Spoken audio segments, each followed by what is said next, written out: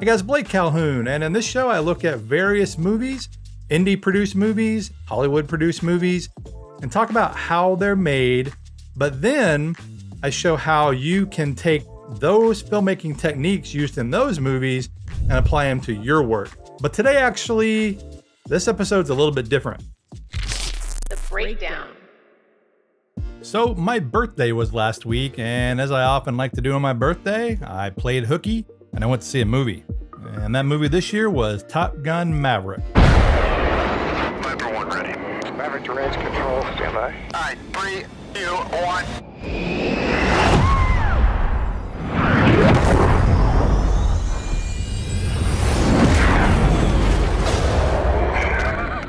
I oddly got somewhat emotional seeing the film.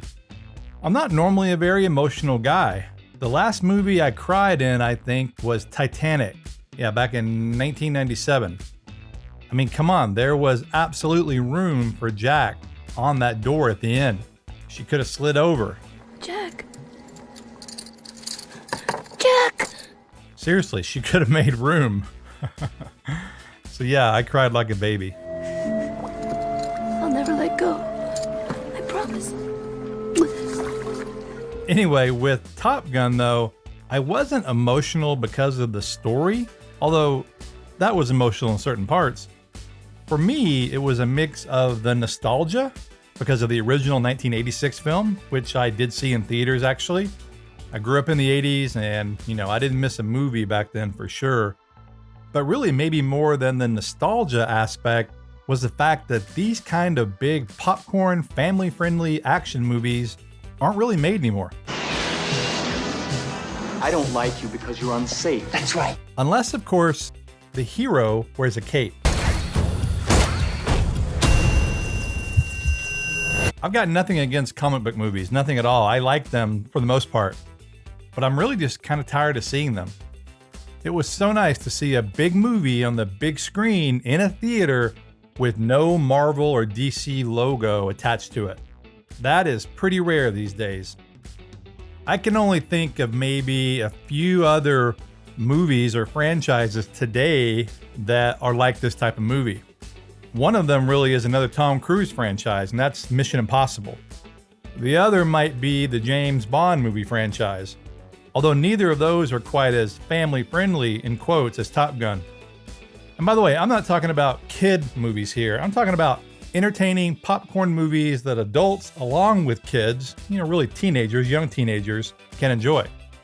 Another obvious example would be Star Wars movies, similar popcorn flick vibe and category, but really completely different kind of movie. Again, growing up in the 80s, we had all kinds of action-adventure movie choices, but not so much today. And in a way, it's a little bit hard to categorize Top Gun, I think, because yeah, it is an action movie, but it's also a drama, and it has a little bit of romance. And then of course there's the military or war angle to it, that genre. When these kind of movies are made today, they're typically straight to streaming, which if we're being totally honest, really feel like straight to DVD movies back in the day. Not all of them, but most. Nothing wrong with those kind of movies, for the most part anyway, but they typically don't have the cultural impact that a worldwide theatrical release like this has. The examples today, I guess, on streaming, like from Netflix, would be The Adam Project, or maybe Red Notice, or an Amazon Prime movie like The Tomorrow War. I've actually not seen Red Notice. I've seen it promoted, but I have seen the other two, and they were definitely entertaining. Not great, but absolutely watchable. And these movies had gigantic Hollywood budgets like Top Gun Maverick, but at least in my mind, very little impact on popular culture. Of course, Netflix TV shows like Stranger Things or Squid Game, etc. absolutely affect the culture, and they've been extremely successful. And maybe that's part of the problem. With these movies on streaming, people treat them like TV shows, almost disposable in a way. And since the movies are a one-time 2-hour event, and often with little or no advertising, especially Netflix movies, they rarely advertise their movies. They just put up a trailer on YouTube typically. They get watched and forgotten very quickly. So even though lots of people like watching movies at home instead of going to the theater, myself included, I don't see the theatrical experience going away anytime soon, or maybe really ever. And Top Gun Maverick really proves that to me. Having any fun yet? Just think how easy it would have been for Tom Cruise and the other producers to release this movie on a streaming service.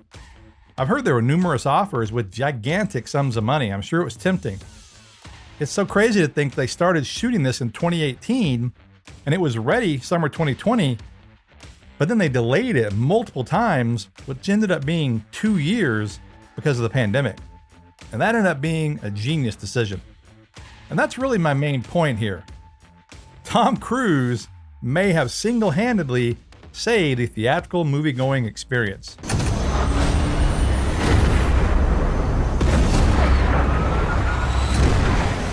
As of this recording, it's grossed almost $900 million, which is the biggest Tom Cruise movie of all time. You look at most of the HBO Max streaming releases over the last couple of years, like The Matrix Resurrections, etc., and they didn't do very well. Yeah, you could argue that the films weren't very good, and while I thought it was extremely convenient to watch those at home, I can't help but think it hurt them. And I gotta be honest, I was in the camp originally that didn't think streaming or day and date releasing would hurt movies that bad. But I think it does. I really think it does now.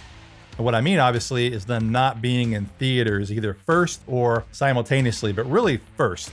And of course, I understand that the HBO Max model was largely done because of the pandemic.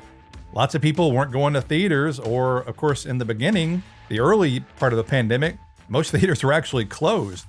So they didn't have a choice, and so I get it from a financial perspective. It honestly was an interesting experiment, and of course, it wasn't just HBO Max. Disney Plus did it, and they're having trouble right now with a movie that's out at the moment, Lightyear, and some of the speculation there is that because they've released a lot of their animated movies the last several years, their Pixar movies on Disney Plus, that audiences aren't going to see it. And that could definitely be playing a role. Expectations, what you expect to see, where you expect to see a movie. And streaming obviously works great for some movies, and of course for TV. But for many, especially bigger stories that should be on the big screen, Tom Cruise really proved that the theatrical experience isn't going away. So now we'll see what Hollywood does next.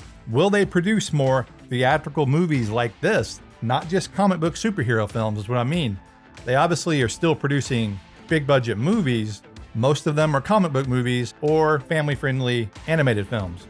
The adult, in quote, action films of the past, action adventure films, they don't really get made anymore for theatrical. They get made for streaming services. And I would like to see that change, although it may not. But audiences have obviously shown it works. And yeah, of course, Top Gun Maverick is a Tom Cruise movie. I think he's one of the last big movie stars there is.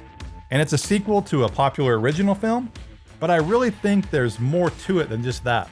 The throwback feel of this kind of movie that I wish they would make more of, that are made really just simply to entertain audiences. That is largely what I think is missing today. Again, not including comic book stories. Those are definitely entertaining, but for me, really just in a different way. Come on! Having any fun yet? So this episode didn't have a lot to do with indie filmmaking or low-budget filmmaking. Obviously, we're talking about a big Hollywood movie here. However, I think there are some lessons to be learned about the way Tom Cruise and the other producers approached this movie. Number one, it's a good reminder, I think, to not sell your work short. And if you want to try for a theatrical release for your movie, you definitely should. Also, not to compromise your vision. It's really easy as an indie filmmaker to settle or compromise because of lack of time or money. Don't do it. Another thing would be to go that extra mile. Don't look for the easy way out. Don't be lazy, in other words. Tom Cruise and the filmmakers on Top Gun Maverick could have easily done CGI for the flight sequences, and you know, it probably would have looked pretty good. I mean, the original movie looked good, so it would have worked. But instead, they went for the much harder path of actually shooting it in real life. And if you've seen the movie, you know the results are truly great. And it's one of the bigger reasons I think that movie works so well on the big screen. By the way, just to be clear, I'm not knocking streaming, not at all. Overall, it's been great, not only for audiences like us, but the filmmakers too. Although I think you could make the case today that there's probably too many services. You got to pay for too many things. I think now I'm paying as much for streaming as I used to for cable, or at least close to that. So that is a problem, but that is a topic for another video. Streaming and of course VOD have actually been excellent for independent film, but I still think there is a place for theaters for some movies.